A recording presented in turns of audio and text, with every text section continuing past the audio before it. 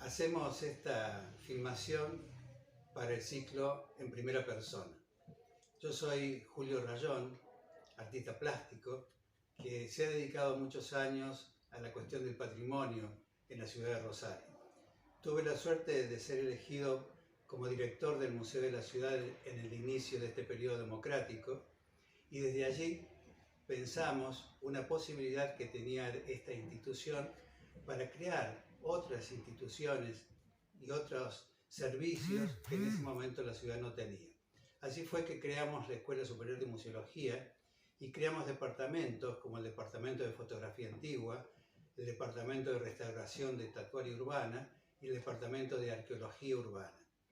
En ese momento tuvimos que luchar contra falta de dinero en la municipalidad, en una época de hiperinflación, con la formación del personal que tuvimos que mandar a Buenos Aires para poder formarlo y crear aquí estos tipos de departamentos. Y de alguna manera creemos que ese pensamiento que pensaba el Museo de la Ciudad como una madre de instituciones fue cuajando y tuvo de alguna manera sus resultados. Con el devenir del tiempo pasé a ser director de la Escuela Superior de Museología y también allí se mudaron estos otros departamentos que les comenté. La referencia que queremos hacer hoy es al Departamento de Arqueología. Por suerte, cuando yo asumí como director del Museo de la Ciudad, tenía una serie de gente del museo, como su asociación de amigos, gente que ha colaborado muchísimo en la parte cultural y de preservación del patrimonio en la ciudad, y también de asesores.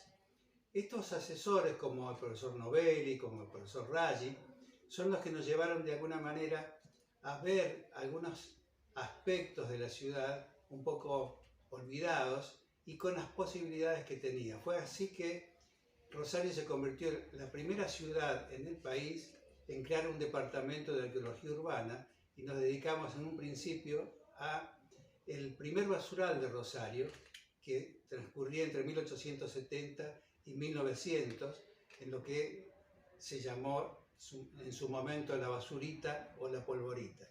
El trabajo sistemático en ese lugar dio unos resultados realmente hermosos, y después eso nos permitió avanzar sobre otros aspectos de la ciudad, como por ejemplo trabajar sobre la catedral en cuanto al descubrimiento de dónde estaba el primer templo de la ciudad, la gente que fue enterrada allí, las condiciones en que fueron enterrados. O sea, fue una serie de procesos que realmente contribuyeron fundamentalmente al conocimiento real, más allá de las cuestiones históricas, a partir de los restos.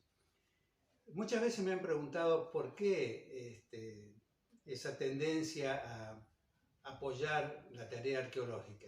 Bueno, yo me crié en la ciudad de Cosquín, en la provincia de Córdoba, y íbamos muy seguido a las sierras a buscar minerales, a conocer distintos tipos de cosas, y ahí me encontré con restos del pasado indígena y también con restos del pasado paleontológico.